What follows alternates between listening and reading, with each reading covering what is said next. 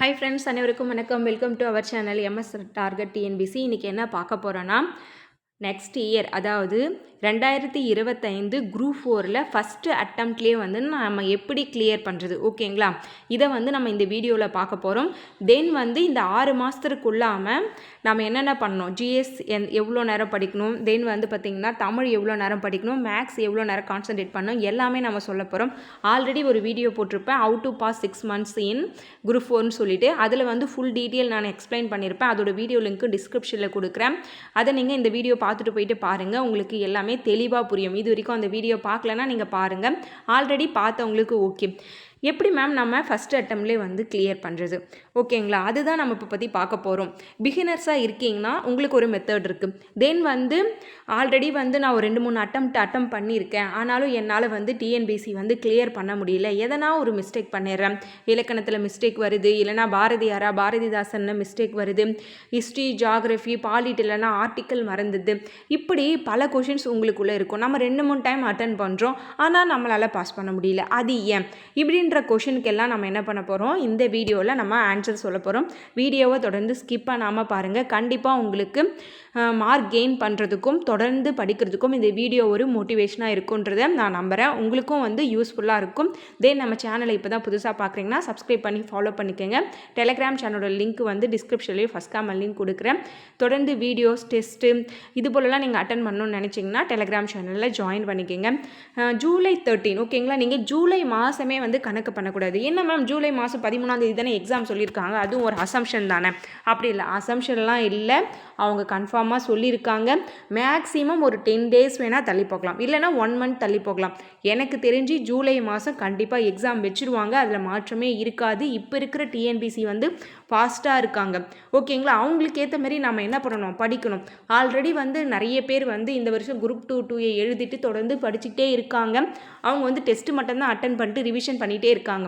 அவங்க கூடலாம் நம்ம வந்து போட்டி போடுறதுக்கு நம்ம தயாராகணும். அப்படி தயாராகணும்னா நீங்கள் என்ன பண்ணணும், இம்பார்ட்டண்ட்டான விஷயம் மட்டும் நீங்கள் படிக்கணும்.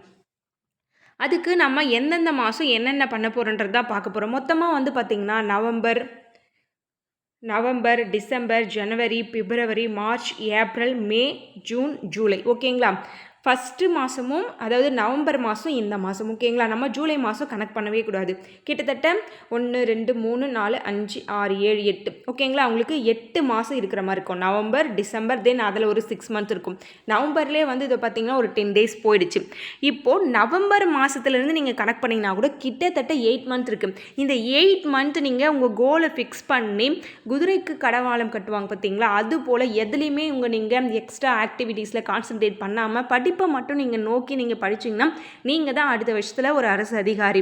அதுக்கு நீங்கள் பண்ண வேண்டியதெல்லாம் என்னென்னா, இப்போ நீங்கள் ஆல்ரெடி படித்தவங்களா நவம்பர், டிசம்பர் இருக்கு இல்லைங்களா, இதில் நீங்கள் என்ன பண்ணணும்னா school books, new book and old book இருக்கும், இதில் நீங்கள் என்ன பண்ணணும்னா நீங்கள் படிச்சிடணும். நீங்கள் ரிவிஷன் பண்ணிவிட்டு டெஸ்ட் எதனா அட்டன் பண்ணி பார்க்கலாம், இல்லைனா நீங்கள் பேட்ச் எதனா ஜாயின் பண்ணியிருந்தீங்கன்னா அதில் டெஸ்ட் போடுவாங்க, அதில் டெஸ்ட் அட்டன் பண்ணலாம்.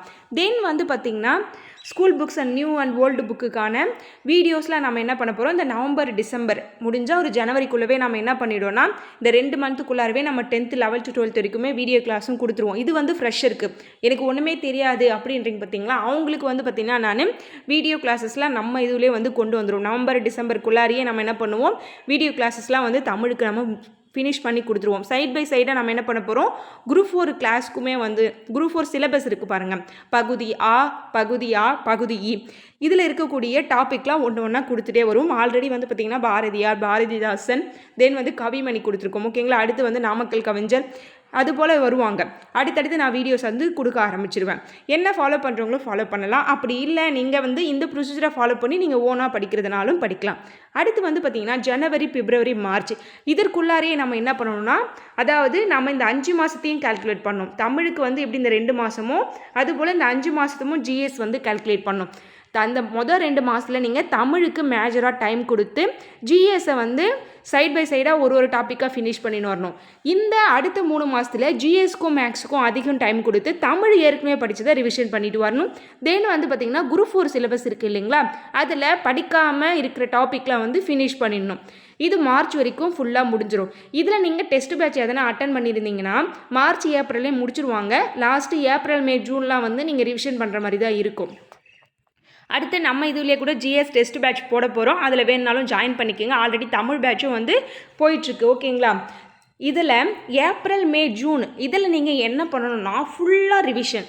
ஓகேங்களா? ரிவிஷன் மட்டும்தான் பண்ணணும். தென் வந்து டெஸ்ட்டு நிறைய அட்டன் பண்ணி பார்க்கணும். கையில் கொஷின் பேப்பராகவோ இல்லை சிஸ்டத்தில் பிடிஎஃபாவோ இல்லை நேரில் போய் டெஸ்ட் அட்டன் பண்ணுறதோ அது மாதிரி பண்ணணும். அப்போ நீங்கள் என்ன பண்ணணும்னா நீங்கள் புக்கை வச்சு ஃபுல்லாக படிச்சுட்டு டைம் வேஸ்ட் பண்ணக்கூடாது. நீங்கள் நோட்ஸ் எடுத்து வச்சுருப்பீங்க. ஜிஎஸ்ஸுக்கோ இல்லை தமிழுக்கோ எதுவாக இருந்தாலும் ஜிஎஸ்க்கு வந்து நீங்கள் நோட்ஸ் எடுத்து வச்சுருப்பீங்க. அந்த நோட்ஸை வந்து ரிவிஷன் பண்ணிவிட்டு நீங்கள் டெஸ்ட் எழுதணும். அந்த டெஸ்ட்டு எழுதி முடித்த பிறகு அந்த 3 மாதத்தில் ப்ரீவியஸ் இயர் கொஷினை வந்து ரெஃபர் பண்ணணும். ரெஃபர் பண்ணிட்டீங்கன்னா இதுதாங்க நான் சிம்பிளாக உங்களுக்கு சொல்லியிருக்கேன். இதை வந்து நீங்கள் எக்ஸிக்யூட் பண்ணணும்னா பெருசாக நீங்கள் ஸ்டடி பிளான் மாதிரி போட்டு ஒவ்வொரு நாளுக்கும் இதுதான் படிக்கணும் அப்படின்றத நீங்கள் ஸ்டடி பிளான் போட்டு பண்ணிங்கனாவே போதும். நீங்கள் அடுத்த வருஷம் ஃபஸ்ட் அட்டம்லேயே உங்களால் கண்டிப்பாக வந்து 180+ன்றது வந்து கண்டிப்பாக ரீச் பண்ண முடியும். எப்படி 180+ ரீச் பண்ணுறதுன்றதுக்கு தான் ஒரு வீடியோ தனியாக கொடுத்துருக்கேன். அந்த வீடியோ வந்து நான் டிஸ்கிரிப்ஷனில் கொடுக்குறேன். அதை நீங்கள் பார்த்துக்கோங்க. அடுத்து வந்து ஜூலை 13 வந்து எக்ஸாம்.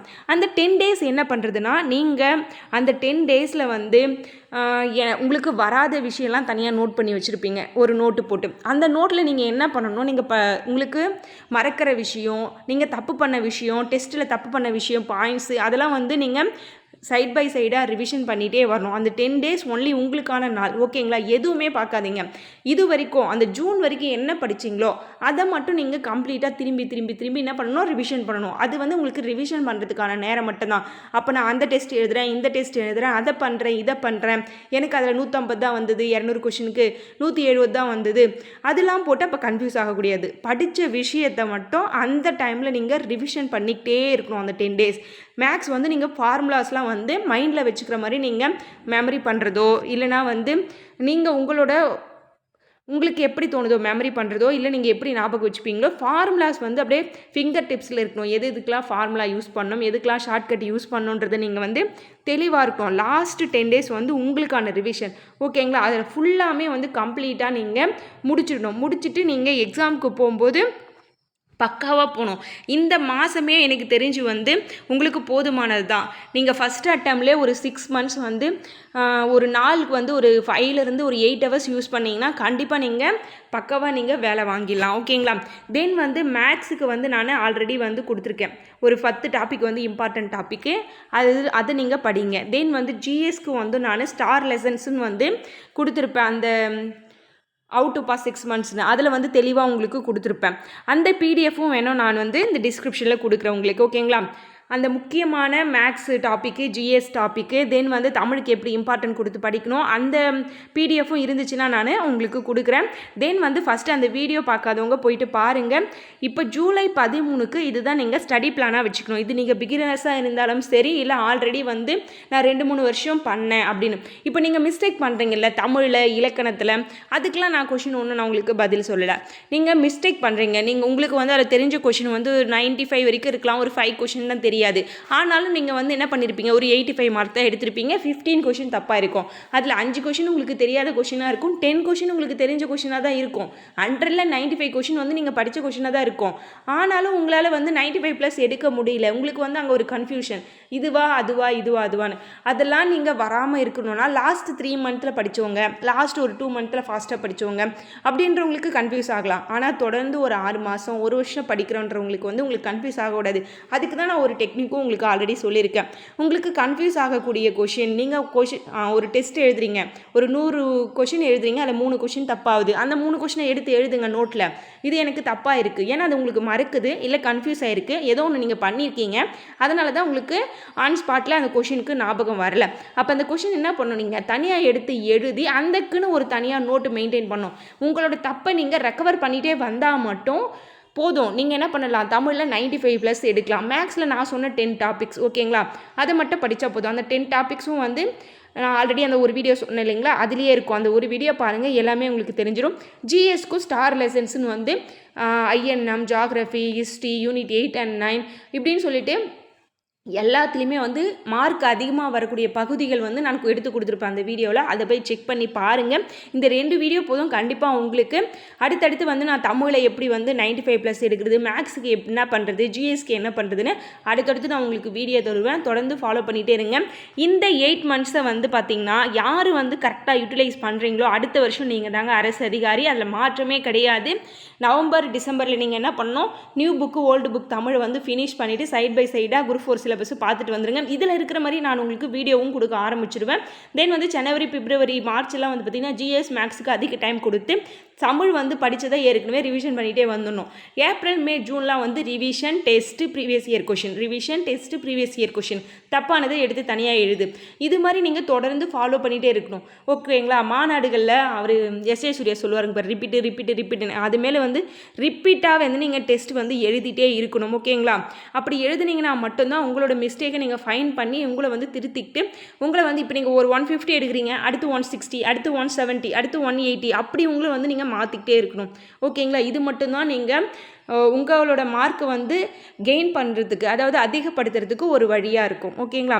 இந்த வீடியோ கண்டிப்பாக உங்களுக்கு பிடிச்சிருக்கும்னு நினைக்கிறேன். வீடியோ பிடிச்சிருந்தா வீடியோக்கு ஒரு லைக் பண்ணி வச்சுக்கோங்க. தென் நம்ம சேனல் யாரா புதுசாக பார்க்குறீங்கன்னா சப்ஸ்கிரைப் பண்ணி ஃபாலோ பண்ணிக்கோங்க.